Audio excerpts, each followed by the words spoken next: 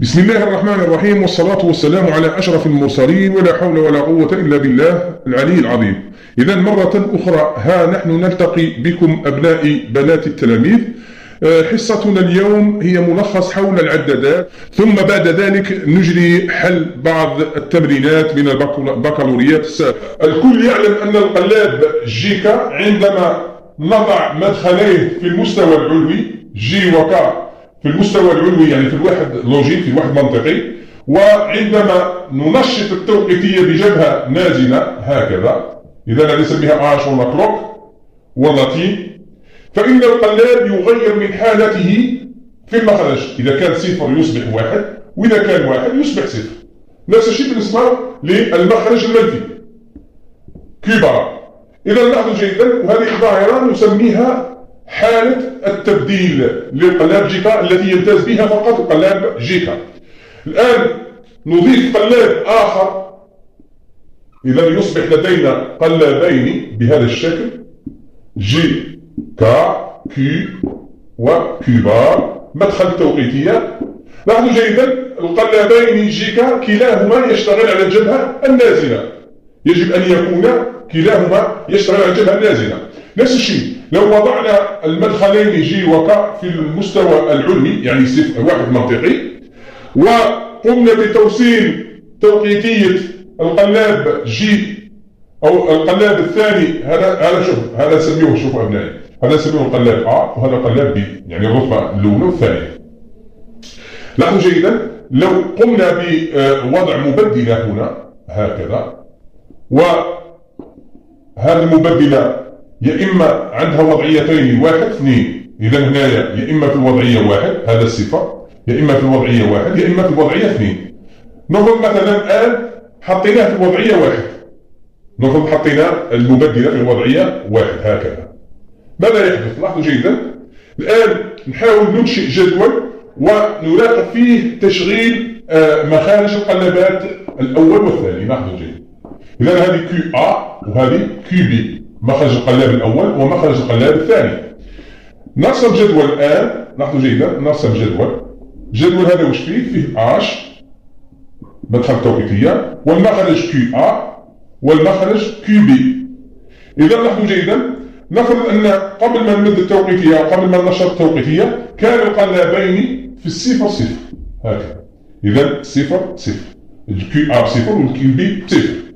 الآن عندما نعطي النبضة الأولى رقم واحد، النبضة رقم واحد، إذا ماذا يحدث؟ لاحظوا جيدا، نسميها هذه، شوف أسفل، هذه نسميها نمد فيها النبضات جبهة صاعدة، ونضيف من هنا مخرج أو عمود نسمي فيه نظام عشري، نظام أو عد عشري. إذا هذا صفر، هذا في النظام العشري صفر صفر هي صفر. الآن نعطي النبضة الأولى ونشوف ترى القلابات ماذا تتصرف في المخارج. إذا نعطي النبضة الأولى نمدها، احنا نمدها للقلاب الأول. القلاب الأول عندما نعطيه نبضة على شكل جبهة نازلة يغير من حالته من صفر يصبح واحد، إذا هذا راح يصبح واحد. الآن هذا أصبح واحد، لاحظوا جيدا، من صفر إلى واحد أبنائي، الأمر بسيط جدا. المخرج كي A موصول إلى توقيتية القلاب الثاني، هذا كي A. إذا من صفر واحد هي جبهة صاعدة. القلاب الثاني B هذا هل يغير من حالته عندما أعطيناه جبهة صاعدة من الكي A؟ لا يغير، لأنه هذا يشتغل على الجبهة النازلة، إذا هذا يبقى صفر، من صفر يبقى صفر. الآن نزيد المد جبهة نازلة أخرى للقلاب الأول هذا، إذا راح يصبح ثاني في الصفر هذا، لأنه القلاب الأول قلنا من نعطيه جبهة نازلة، عفوا جبهة نازلة وليست صاعدة هكذا، إذا جبهات نازلة. إذا هذا القلاب راح يغير حالته من الواحد يصبح صفر. لاحظوا جيدا، من واحد لصفر شنو هي؟ جبهة نازلة. إذا من المستوى تعرف كان القلاب تاعنا كي A كان في المستوى العلوي، نزل إلى المستوى السفلي، وهذه يسموها جبهة نازلة، من الواحد منطقي إلى صفر منطقي. إذا هذا القلاب الثاني راح يستقبل جبهة نازلة من القلاب الأول، وبالتالي راح يغير الحالة تاعو من صفر يصبح واحد، من صفر يصبح واحد. في الأول قلنا عاد صفر كما راه، من صفر يصبح واحد. إذا نزيد، هذه يسموها النبضة الأولى واحد، هذه النبضة الثانية. الآن نزيد نعطي نبضة أخرى للقلاب القلاب الأول اللي هي نبضة 3. النبضة 3 هذا القلاب كذلك يصبح واحد منطقي، من الصفر يصبح واحد. إذا من الصفر يصبح واحد هذه جبهة صاعدة، إذا هذا القلاب لا يستجيب، الأمر بسيط جدا. إذا هذا القلاب الآن جاته من الصفر هذا المخرج موصول إلى توقيتية، من الصفر أصبح واحد، جبهة صاعدة، إذا لا يستجيب، يبقى في الواحد. الآن نزيد النبضة الأخيرة، النبضة الرابعة. الآن هذا القلاب كان في الواحد أصبح صفر الآن. إذا من الواحد للصفر هذه تعتبر جبهة نازلة، لأنه من الواحد دائما هبط الصفر جبهة نازلة، هذا لا يستجيب، يولي يصبح صفر. إذا صفر وهذا يصبح صفر. إذا هذه نعطينا جبهة نازلة هنا، نعطينا جبهة نازلة هنا. إذا هذه النبضة رقم 4 أعطتني صفر في المخارج كي أ وكي بي. لاحظوا جيدا الآن في النظام الثنائي صفر في النظام العشري هي صفر، 1 0 في النظام الثنائي في العشري هي 1، 0 1 في النظام الثنائي في العشري هي 2، 1 1 في النظام الثنائي هي في النظام العشري 3. ومن بعد النبضة الرابعة هذه رجعت لي العداد، كيف كنعدوا الآن النبضات؟ عندنا نبضة 2 3 4. لاحظوا جيدا في العشري 1 2 3 0. إذا هذا عبارة وش يبان لنا؟ يبان لنا بلي عداد يعود من 0 إلى 3 وبعدين يرجع للصفر. إذا ربع النبضات رجعت لي العداد، أو العداد قام بإنجاز دورة كاملة. إذا مش نقول على هذا العداد ربع النبضات قام القلاب أو العداد بإنجاز دورة كاملة. إذا بترديد أن تساوي 4. إذا لاحظوا جيدا 4 واش نكتبوها؟ استناو نمحيو هذا الجدول. 4 نكتبوها 2 أس 2. لاحظوا جيدا 2 أس 2 نكتبها 2 أس آن، حيث ماذا؟ آن يساوي 2. 2 هذا آن يساوي 2 هو عدد القلابات. لو كان جاو 3 نقول 3 قلابات آن تساوي 3، تولي 2 أس 3 تساوي 8. راح نلقى بترديد 8. لو كان تعود الآن تساوي 4 راح تولي 16. إذا 2 أس 4 تساوي 16. إذا بترديد 16 عدد القلابات يساوي 4. آن صغيرة تساوي 4 قلابات، وهكذا. قد نديروا 5 قلابات إلى غير ذلك. إذا الآن لاحظوا جيدا لو قمنا بعكس هذه المبدلة في الوضعية 2. إذا هنا في الوضعية 1 تصبح في الوضعية 2 هكذا. يعني نوصل مخرج التوقيتية للقلاب الثاني بالمخرج QA بار. إذا الآن نعيد الكرة مرة أخرى ونستنتج ماذا يحدث لتشغيل هذه الدارة أو هذا التركيب، هذه الدارة المنطقية. نعاود الآن نرسم جدول مرة أخرى. إذا هذا الجدول مثل الجدول السابق QA QB. الآن هذا عشاري، ترميز عشاري. هذه هنا H النبضات. الآن في البداية لا نعطي نبضة في الH. إذا لا توجد نبضة في الH. نفرض أن المخارج QA QB 0 0. إذا 0 0. الآن هذه في النظام العشري 0 0 هي 0. الآن نعطي نبضة رقم 1. النبضة الأولى في القلاب A، القلاب الأول. فإن القلاب الأول يغير من حالته من 0 إلى 1 هكذا. إذا يغير من حالته من 0 إلى 1. لاحظوا جيدا من 0 إلى 1 هي جبهة صاعدة أم نازلة؟ من 0 إلى 1 إذا كان المخرج QA 0 أصبح 1 جبهة صاعدة. الآن لو نرسم الآن لاحظوا جيدا، دعوني أرسم المخطط الزمني هذا في الجهة هذه. إذا هذا QA، هذا المخرج QA بار. لاحظوا جيدا إذا QA كان في الصفر أصبح واحد منطقي أو واحد مستوى علوي. إذا أصبح في المستوى العلوي. QA بار كيكون QA في الصفر في المستوى السفلي يعني صفر منطقي، QA بار يكون في الواحد منطقي. إذا هذه نسميها جبهة صاعدة، لكن بالنسبة للمخرج المنفي هي جبهة نازلة. لاحظوا جيدا إذا المخرج المنفي هي جبهة نازلة. وإحنا الآن المدخل التوقيتية للقلاب الثاني موصول بالQA بار. الكي ا بار، إذا هذه جبهة نازلة. إذا القلاب الثاني يغير من حالته من 0 إلى 1. إذا حتى هذا يصبح 1. إذا هذه في النظام العشري هي 3. نزيد نعطي نبضة واحدة أخرى للقلاب الأول على شكل دائما جبهة نازلة. إذا هذه النبضة نسميها رقم 1. هذه النبضة رقم 2. القلاب قلنا الأول هذا دائما يغير من الحالة تاعو يصبح 0. الآن هذا القلاب كان في 1 أصبح 0. إذا من 1 إلى 0 جبهة صاعدة أم نازلة؟ نازلة. إذا هذا يعطيني جبهة نازلة. هذا القلاب يصعد أو هذا المخرج كي ا بار يصعد إلى المستوى العلوي. إذا هذه جبهة صاعدة. إذا هنا من القلاب الأول إلى القلاب الثاني تأتيه جبهة صاعدة. لا يستجيب القلاب الثاني، يبقى في 1. إذا هذه في النظام العشري هي 2. الآن نزيد نعطي نبضة أخرى للقلاب الأول لكي يصبح في 1 منطقي. قلنا ديما ديال عملية التبديل من 0 ل 1. الآن من 0 ل 1. إذا هذا يعاود يطلع كذلك مرة أخرى إلى المستوى العلوي. هذه جبهة صاعدة. إذا هذه جبهة صاعدة. هذا راح تكون جبهة نازلة في الكي ا بار، راح تكون جبهة نازلة. إذا هذه الجبهة النازلة تغير في محتوى القلاب الثاني يصبح 0. إذا حصلنا عندما أعطينا الجبهة النازلة الثالثة حصلنا على القيمة 1-0 اللي هي 1 في النظام العشري. الآن زيد نعطي النبضة رقم 4. النبضة الرابعة جبهة نازلة دائما في المدخل للقلاب الأول. إذا القلاب الأول راح يغير حالته من 1 يصبح 0. إذا من 1 يصبح 0. لاحظوا من 1 يصبح 0. إذا هذه جبهة نازلة من 1 إلى 0. إذا هذا راح يهبط إلى 0. إذا هذه جبهة نازلة.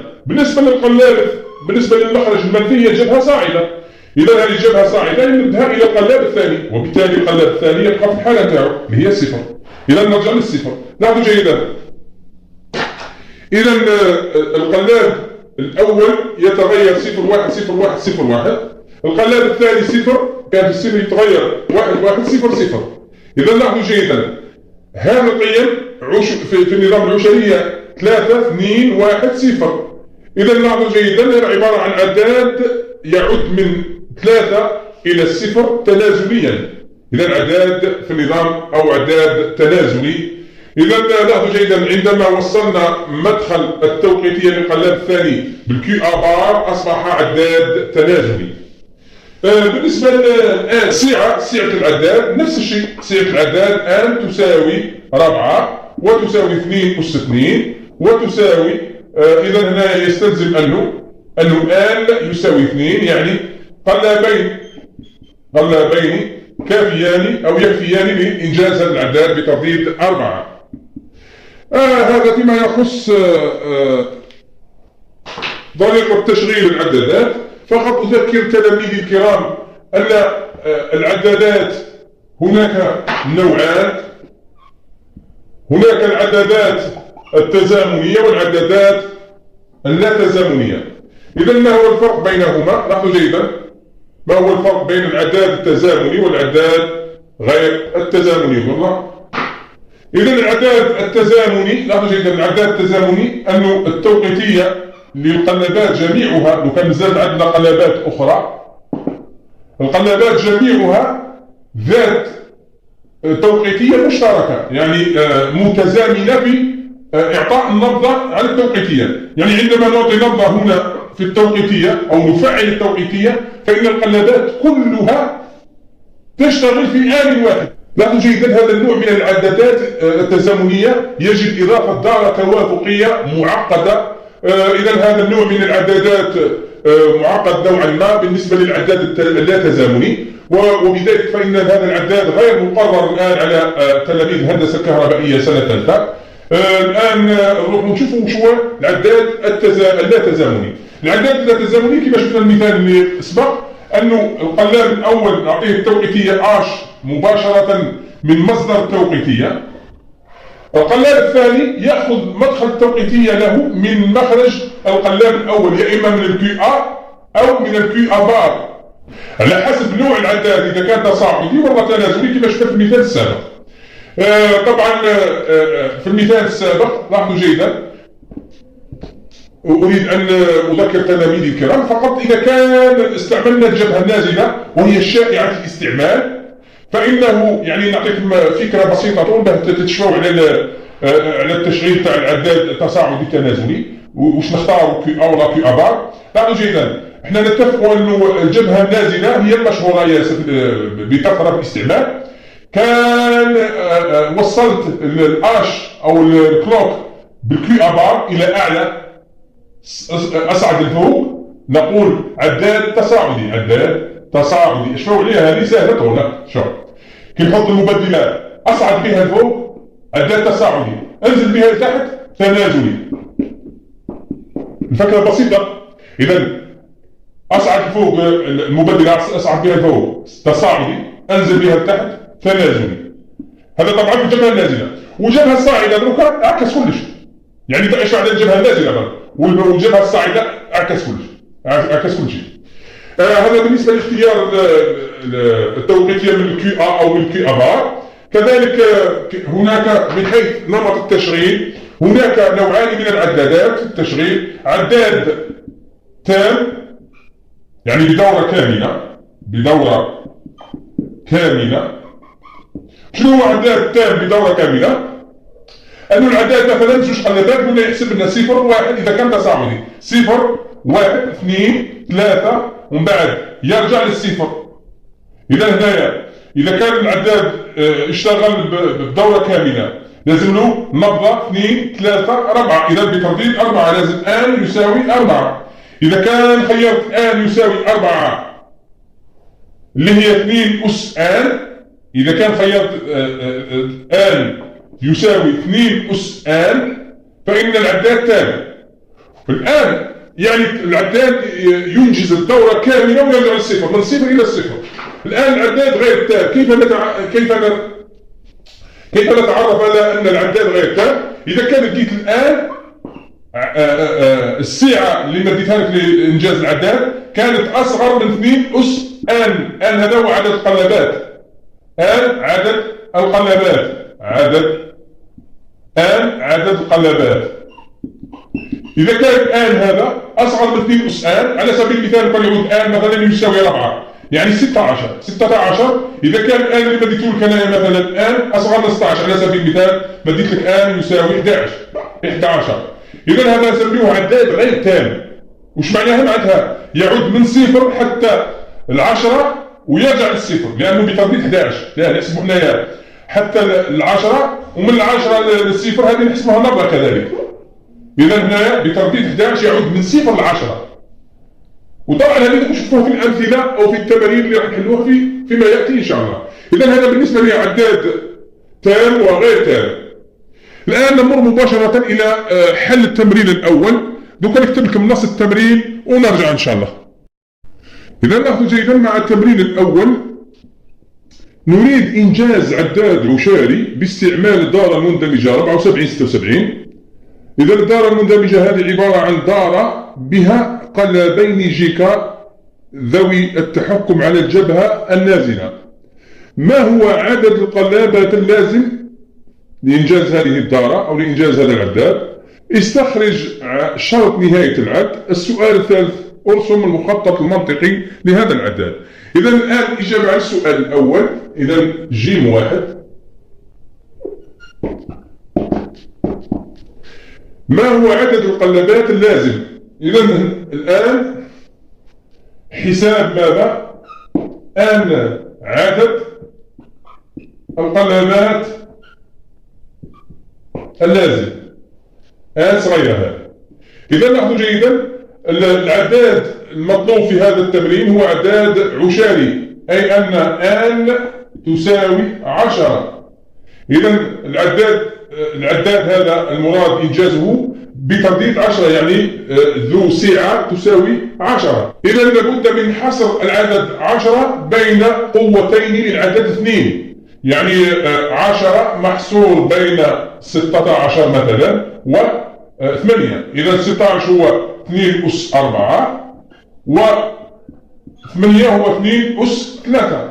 إذا لاحظوا جيدا دائما نختار العدد الأكبر اللي هو 4. إذا هنا عدد القلابات يساوي 4 أو هو 4 قلابات.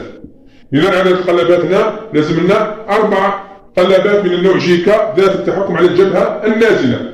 لاحظوا جيدا البوابة أو الدار المندمجة هذه فيها قلابين، إذا لازمنا دارتين مندمجتين لإنجاز هذا العداد. نخرج شرط نهاية العد. إذا هنا استنتاج أو استخراج شرط نهاية العد. إذا شرط نهاية العد هو إذا لاحظوا جيدا قوم بتحويل 10 في النظام العشري ديسيمال إلى الثنائي اللي هي 0 1 0 1. إذا هذا هو مخرج الكي A، إذا كي A، وهذا مخرج كي B، وهذا المخرج كي C، وهذا المخرج كي D. إذا الكي A 0 نهزها نفي، الكي D 1، الكي C 0 نأخذها نفي، والكي دي 1. لاحظوا جيدا هذا هو شرط نهاية العد اللي هو طبعا كي A بار كي بي كي سي بار كي دي.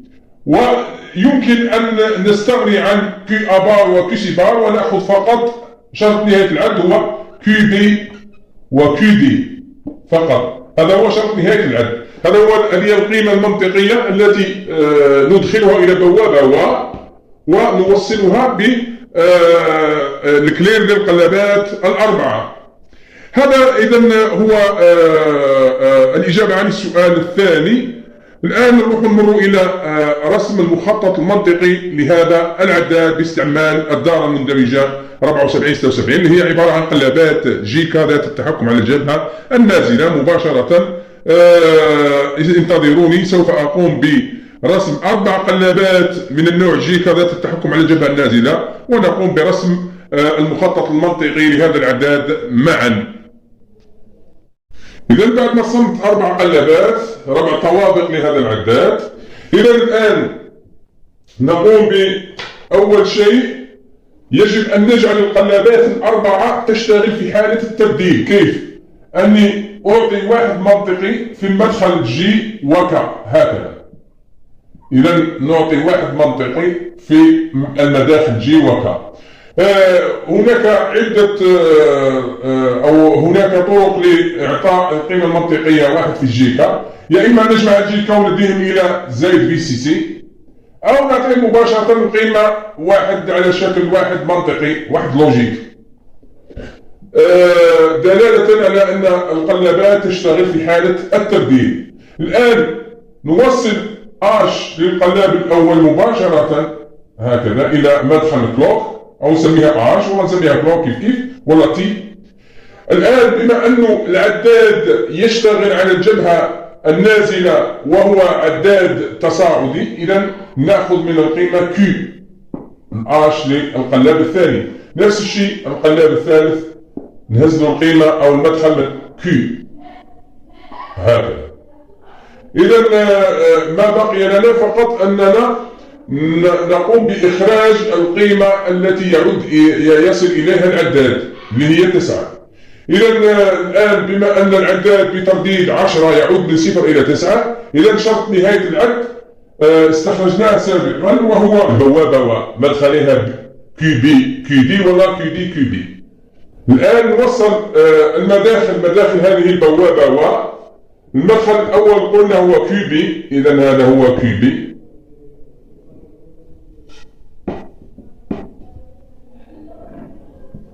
هذا المدخل كي بي، والمدخل كي دي هو الطابق الأخير أو القلاب الأخير.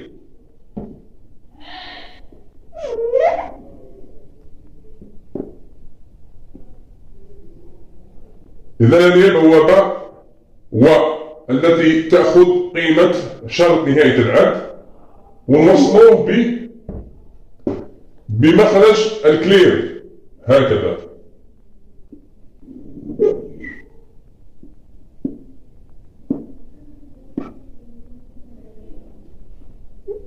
مخرج الكلير لاحظوا جيدا يجب أن لا ننسى أننا يجب أن نضيف بوابة أو، لأن التحكم في إرجاع العداد إلى الصفر يا إما ذاتي وكذلك خارجي أو يدوي، خارجي أو يدوي نقول.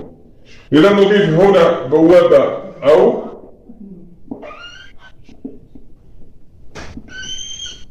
إذا هنا نسميها راس، معناتها إرجاع إلى الصفر، وهذا يكون يدوي. الآن ما خرج البوابة وهنا يرجع العداد إلى الصفر هكذا. الآن نوصل هذه البوابة. طبعا لاحظوا جيدا البوابة هذه يجب أن تكون لا أو، يجب أن تكون بوابة لا أو، ليست لا أو ليست أو، بل بوابة لا أو.